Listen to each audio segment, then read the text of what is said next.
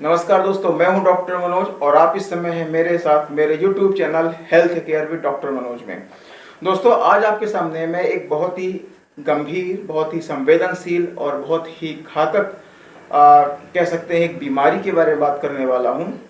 और उस बीमारी का नाम है डिप्रेशन या अवसाद।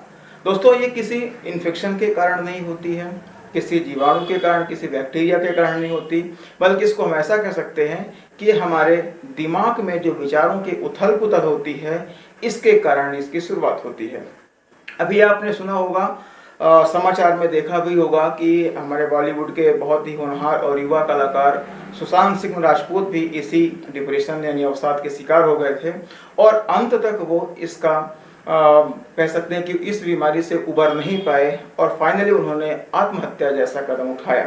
दोस्तों, यह नाम जो मैंने आपको बताया है सुशांत सिंह राजपूत जी का, तो ये शुरुआत नहीं है और अंत भी नहीं है। जी हाँ दोस्तों, इसके पहले भी कितनी ही ऐसी हस्तियां हुई हैं जो मतलब इस बीमारी का या ऐसा कह सकते हैं इस अवस्था का शिकार हुए हैं और अपने आप को संभाल नहीं पाए और अंत में उन्होंने मौत जैसी कायराना जो रास्ता होता है उसको चुना है। चाहे फिर वो फिल्मी हस्ती हो, किसी राजनीतिक पार्टी से जुड़ा हस्ती हो, या फिर सामान्य व्यक्ति हो, या चाहे कोई संत ही क्यों ना हो। ऐसे बहुत सारे उदाहरण आपको मिल जाएंगे जो दूसरों को रास्ता तो दिखा रहे थे, लेकिन स्वयं जब उन पर ऐसी कोई समस्या आई, वो अवसादग्रस्त हुए, तो वो उसको झेल नहीं पाए और अंत में आत्महत्या जैसा कदम को उठाना पड़ा। तो दोस्तों, ये वीडियो आपके लिए बहुत ही महत्वपूर्ण होने वाला है, क्योंकि आज मैं आपको ये इस वीडियो में बताने वाला हूं कि अवसाद की शुरुआत यानी डिप्रेशन की शुरुआत कैसे होती है, उसके लक्षण क्या होते हैं। देखिए, इसमें मैं आपको दो चीज़ों के बारे में बताऊंगा, उसके शुरुआती लक्षण क्या होते हैं और उसके गंभीर लक्षण क्या होते हैं। और वीडियो के अंत में मैं आपको इस अवसाद से हम किस प्रकार से बच सकते हैं, क्या हमें सावधानियां रखनी चाहिए, या ऐसा कह सकते हैं कि हमें किन बातों का ख्याल रखना चाहिए, इस बारे में बताने वाला हूँ। तो यह वीडियो बहुत ही महत्वपूर्ण है, इस वीडियो को जरूर पूरा देखिए, क्योंकि यदि आप स्किप कर देंगे या इसको ध्यान से नहीं सुनेंगे तो जो मैं आपको बातें बताने वाला हूँ वो आप बिल्कुल इससे मिस कर जाएंगे। और हाँ, यदि वीडियो अच्छा लगे तो इस वीडियो को शेयर जरूर करें, क्योंकि हो सकता है कि इस वीडियो में बताई गई जानकारी के द्वारा आपका कोई दोस्त हो, कोई भाई हो, या आपका कोई रिश्तेदार हो अवसादग्रस्त हो और इस वीडियो को देखने के बाद उसे आत्मबल मिले, उसको जीवन जीने का कोई रास्ता मिल जाए। इसलिए मेरी आपसे यही रिक्वेस्ट है कि प्लीज इस वीडियो को शेयर जरूर करें। अवसाद एक ऐसी महामारी का रूप लेता जा रहा है जिससे अनजाने अनजाने में लगभग लाखों लोग प्रतिवर्ष अपनी जान से हाथ धो बैठते हैं। इसके जो शुरुआती लक्षण होते हैं वो बहुत ही सामान्य होते हैं और धीरे धीरे व्यक्ति उनको नजरअंदाज करते जाते हैं और ये व्यक्ति को गिरफ्त में ले लेता है। तो आपको मैं कुछ ऐसे लक्षणों के बारे में बताने वाला हूं जिनसे इस अवसाद का कह सकते हैं कि शुरुआत होती है। तो आपको ध्यान देने की जरूरत ये है कि कहीं आप इन लक्षणों के शिकार तो नहीं है। यदि आपको भी 2-4 लक्षण यदि मिलते हैं ऐसे, तो आप समझिए कि हो सकता है कि आप भी अवसादग्रस्त हो रहे हो या इसकी गिरफ्त में धीरे धीरे आ रहे हो। तो प्लीज इसको मतलब हल्के में ना लीजिए और तुरंत किसी अच्छे मनोचिकित्सक से संपर्क करें, उनसे राय मशवरा करें और वो जो आपको सजेशन दें, राय दें, उस हिसाब से आगे का काम करें। तो चलिए अब वीडियो में आगे बात करते हैं। सबसे पहले अवसाद यदि स्टार्ट होता है किसी व्यक्ति में, मतलब कोई व्यक्ति तनावग्रस्त होकर के और डिप्रेशन में जाता है, तो उसके प्रारंभिक लक्षण क्या होते हैं, चलिए इसके बारे में बात करते हैं। दोस्तों, इसका जो सबसे प्रारंभिक लक्षण मतलब कह सकते हैं कि जो इसकी शुरुआत होती है वो होती है नींद नहीं आने से। जी हाँ दोस्तों, व्यक्ति के मन में बार बार एक ही विचार आता रहता है। मान लीजिए आप किसी बात को लेकर के तनावग्रस्त हैं, चिंता में है, तो उसी वस्तु के बारे में, उसी विचार के बारे में, या उसी जो जिस कारण से आपको जो तनाव है, जो उसी कारण के बारे में आपको बार बार विचार आते रहेंगे। और दुख की बात यह है कि जितने भी विचार आपके मन में आएंगे वो सब ऋणात्मक विचार होंगे, यानी निगेटिव थिंकिंग आती है, निगेटिव थॉट्स आते हैं जो आपको धीरे धीरे इसके गिरफ्त में और लेते जाते हैं। कहीं से कहीं तक पॉजिटिव थॉट्स नहीं आते जो आपको ये संबल बना सके कि नहीं, ये गलत बात है, हमें ऐसा नहीं करना चाहिए। तो सबसे पहले क्या होती है, निगेटिव थिंकिंग बहुत ज़्यादा आती है। आपके अंदर ऐसे विचार बार बार आते हैं, यदि किसी से आप बात भी करेंगे तो उसमें भी नेगेटिविटी दिखती है। उसके बाद फिर धीरे धीरे व्यक्ति को बेचैनी होने लग जाती है, चिड़चिड़ापन होता है और गुस्सा, ये सब उसके दूसरे सामान्य लक्षण आते हैं।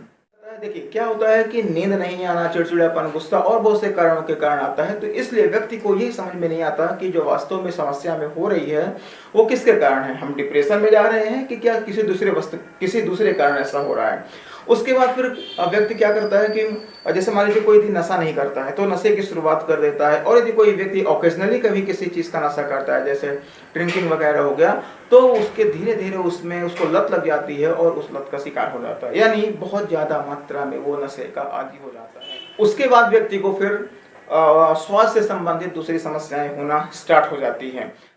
ये सभी लक्षण डिप्रेशन के प्रारंभिक लक्षणों में शुमार हैं। अब चलिए बात करते हैं जो डिप्रेशन है इसके जो एडवांस लक्षण आते हैं, मतलब डिप्रेशन व्यक्ति को पूरी तरह से अपने गिरफ्त में ले लेता है, व्यक्ति अवसादग्रस्त हो जाता है, तब उसको किस प्रकार के लक्षण प्रकट होते हैं। देखिए जैसे ही व्यक्ति पूरी तरह से अवसादग्रस्त हो जाता है तो उसके मन में, जैसे कि मैंने पहले ही बताया था कि निगेटिव विचार तो आते ही हैं, इसके साथ साथ क्या होता है कि वो सामाजिक दूरी बनाना स्टार्ट कर देता है, अपने दोस्तों से, अपने रिश्तेदारों से, अपने घर वालों से धीरे धीरे बात करना बंद कर देता है, मिलना जुलना बंद कर देता है। उसके बाद यदि व्यक्ति सोशल मीडिया में एक्टिव है तो सोशल मीडिया में उसके जो पोस्ट होते हैं वो नेगेटिव थिंकिंग वाले होने लग जाते हैं, मतलब वो ऐसे अपने विचारों से लोगों को अवगत कराने लग जाता है कि वो मतलब टेंशन में है, उसको प्रॉब्लम हो रही है, उसके जो विचार होते हैं वो सभी नेगेटिव थिंकिंग वाले ही होते हैं। और अंत में जो अवसाद का, जो डिप्रेशन का सबसे अंतिम और सबसे घातक जो लक्षण होता है वो होता है आत्महत्या का विचार। जी हाँ दोस्तों, यदि कोई व्यक्ति बहुत दिनों से लगातार अवसादग्रस्त है तो उसके मन में अंत समय में केवल ये विचार आते हैं कि अब इस समस्या का कोई समाधान हमारे पास नहीं बचा है और केवल एक ही चीज से इससे हम बच सकते हैं और वो है मौत। व्यक्ति वो आत्महत्या जैसे कायराना कदम उठाने के लिए विवश हो जाता है और अंत में आत्महत्या कर भी लेता है। तो दोस्तों ये तो हो गए अवसाद से संबंधित कुछ सामान्य लक्षण और कुछ गंभीर लक्षण। मैं आपको एक चीज बताना चाहूंगा कि यदि आपको 2-4 लक्षण भी इनमें से कुछ मिलते हैं तो आप उसको हल्के में ना लीजिए, कम से कम एक बार अपने मनोचिकित्सक से जरूर मिलें और असली कारणों के बारे में जानने की कोशिश करें कि क्या है कारण, क्यों मैं अवसादग्रस्त होता जा रहा हूँ। वास्तव में इस क्यों शब्द का जवाब आप स्वयं ही बता सकते हैं, क्योंकि जो कारण है वास्तव में वो आप ही जान सकते हैं। देखिए अवसाद कुछ नहीं है, एक मानसिक अवस्था होती है। यदि आप इस मानसिक अवस्था से अपने आप को बचा लेते हैं, आप आत्मविश्वास आपका प्रबल है, मजबूत है, दृढ़ है, तो आप इस अवसाद जैसी समस्या से बिल्कुल बच पाएंगे। फिर अवसाद आपके लिए कोई चीज नहीं है। तो अपने आप को सुदृढ़ बनाए रखिए, कोई भी अवस्था हो आपको घबराने की जरूरत नहीं है। और सबसे बड़ी बात तो मैं आपसे ही कहना चाहूंगा कि कायराना हरकत ना तो उठाने की कोशिश करिए, ना तो दिमाग में लाइए, और जहां तक संभव हो सके लोगों से मिलना जुलना चालू करिए। दोस्तों यदि आप थोड़ी सी भी समझदारी दिखाएंगे तो आपके लिए अवसाद कोई चीज नहीं है, नथिंग है, एक विचार है, थोड़ी देर के लिए मन में आएगा और उसके बाद हट जाएगा। इसलिए पॉजिटिव थिंकिंग को बनाएं। अब चलिए बात करते हैं कि इन मानसिक अवस्थाओं से हम किस प्रकार से बच सकते हैं। तो जैसा कि मैंने आपको पहले ही बताया कि सबसे पहला काम आपको अपने आप से स्वयं कुछ प्रश्नों का उत्तर ढूंढने की कोशिश करना है। जैसे कि मैं क्यों परेशान हो रहा हूँ, फालतू में व्यर्थ में क्यों चिंता कर रहा हूँ, इस परेशानी का कारण क्या है।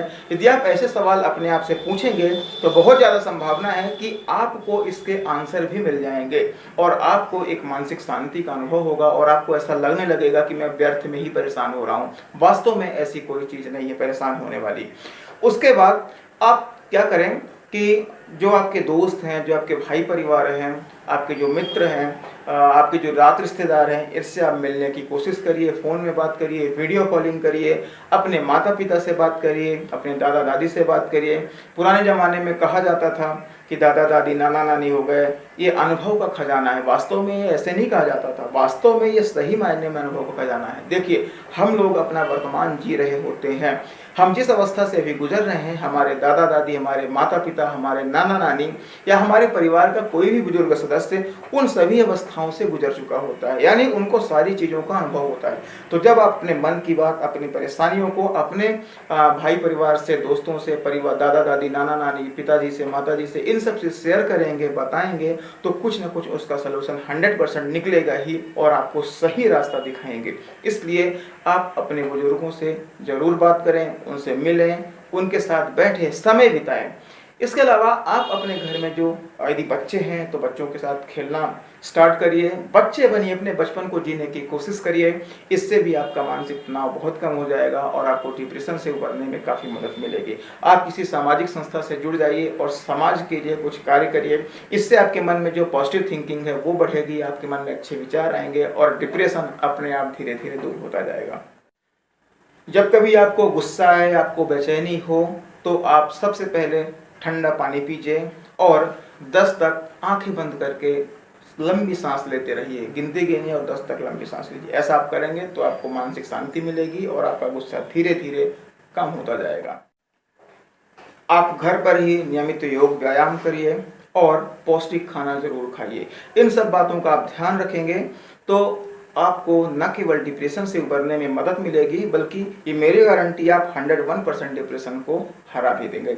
इसके अलावा दोस्तों, मैं आपको एक ऐसे तरीके के बारे में बताने वाला हूं जो बहुत ही प्रभावी है। आप इसको जरूर आजमाइए। यदि आप डिप्रेशन के शिकार हैं या आपके जान पहचान वाला कोई भी व्यक्ति डिप्रेशन का शिकार है तो उसको ऐसा करने के लिए बोलिए। आप विश्वास नहीं मानेंगे कि जब आप ये प्रोसेस कर उठेंगे तो आपको जादू जैसा असर होगा। बिल्कुल आपके मन में बिल्कुल स्फूर्ति रहेगी, पॉजिटिव थिंकिंग आएगी, तरोताजा महसूस करेंगे।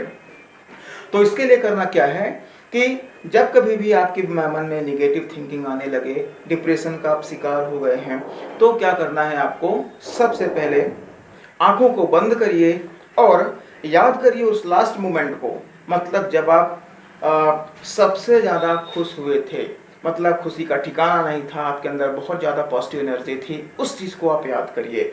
चाहे फिर वो कोई फंक्शनल का हो या कोई इवेंट का हो या आपने कोई ऐसा अचीवमेंट प्राप्त किया हो, आपके घर में कोई फंक्शन हो, कुछ भी हो, ऐसी चीज़ आपको याद करना है आंख बंद करके कि जब आप सबसे ज़्यादा प्रसन्न हुए थे, खुश हुए थे, आपके मन में बिल्कुल पॉजिटिव थिंकिंग आ रही थी, आपको ऐसा लग रहा था कि आपको दुनिया की सारी चीज़ मिल चुकी है।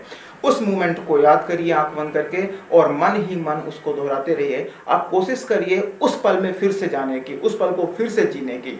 आप बिल्कुल यही करते रहिए और 4-6 मिनट के अभ्यास के बाद जब आप अपनी आंखें खोलेंगे तो आप अपने आप को बिल्कुल तरोताज़ा महसूस करेंगे। आपके अंदर पॉजिटिव एनर्जी रहेगी और आपको बहुत ही अच्छा अनुभव होगा। दोस्तों, ये बहुत ही प्रभावी तरीका है निगेटिव थिंकिंग को दूर भगाने का, अवसाद को दूर करने का। इस तरीके को आप जरूर आजमाइए। दोस्तों, जीवन में सब कुछ पैसा ही नहीं होता। मैं मानता हूँ बहुत कुछ होता है लेकिन सब कुछ नहीं होता। मैं ऐसा समझता हूँ कि हमारे जीवन में हमारे 2-4 दोस्त ऐसे होने चाहिए, हमारे परिवार के सदस्य ऐसे होने चाहिए जिनसे कभी भी यदि हमें कोई समस्या हो तो अपने मन की बात कह सकें, उनसे हम सही राय ले सकें। देखिए दोस्तों, मैं आप लोगों से एक विनम्र निवेदन करूँगा, हाथ जोड़ करके विनती करूँगा कि कभी भी मौत के बारे में कैराना हरकत करने के बारे में अपने मन में विचार भी मत ले आइए और करने की तो सोचिए ही नहीं। आप पैसे के पीछे भागते हैं, भौतिकतावादी बढ़ रही है, ठीक है, कोई बात नहीं, लेकिन फिर भी आपको ऐसे दोस्तों को, अपने परिवार के ऐसे सदस्यों के साथ हमेशा बात करते रहना चाहिए जो कभी आपको कोई तकलीफ हो तो आपसे बात करके आपको सही राय, आपको सही सलाह दे सके। देखिए, आपको अपनी जो परेशानी है वो अपने परिवार के सदस्यों के साथ शेयर जरूर करिए, लेकिन मौत को कभी भी गले मत लगाइए। और आपके मन में कभी भी यदि ऐसा विचार आए तो तुरंत डॉक्टर को दिखाइए। सबसे बढ़िया है साइकियाट्रिस्ट को दिखाएं और उससे भी बढ़िया है आप अपने आप पे दृढ़ विश्वास रखिए, काबू रखिए और अपने घर के सदस्यों में जिसको आप सबसे ज़्यादा मानते हो, विश्वास करते हो, माता पिता, भाई बहन, दोस्त, दादा दादी, नाना नानी, कोई भी हो, उनसे आप बात जरूर करें। आपको कोई ना कोई रास्ता जरूर निकल आएगा। और अंत में मैं वीडियो के सुशांत सिंह राजपूत को अपनी भावभीनी श्रद्धांजलि देता हूँ। भगवान से प्रार्थना करता हूँ कि उनकी आत्मा जहाँ भी हो वो शांति उसको मिले। और आप लोगों से फिर से एक बार मैं रिक्वेस्ट करूंगा कि प्लीज़ ऐसा कायराना कदम उठाने की कोशिश ना करें। आशा करता हूं कि जो मैं वीडियो के माध्यम से आप लोगों को समझाना चाह रहा था वो मैसेज आप तक पहुंच गया होगा। वीडियो कैसा लगा मुझे कमेंट करके ज़रूर बताएं। यदि आपका भी कोई क्वेश्चन है, कोई प्रश्न है, कोई सवाल है तो मुझे कमेंट करिए। वीडियो अच्छा लगा तो लाइक ज़रूर करें और सबको ज़्यादा से ज़्यादा शेयर करें, जिससे महत्वपूर्ण जो इन्फॉर्मेशन मैंने दी है इस वीडियो के माध्यम से सब तक जरूर पहुँचे। चैनल में पहली बार आए हैं तो दोस्तों सब्सक्राइब जरूर कर लें, घंटे के बटन दबा दें। बहुत जल्दी मैं आपसे मिलता हूँ अपने अगले वीडियो में। तब तक के लिए आप सभी स्वस्थ रहें, निरोगी रहें। जय हिंद, जय भारत।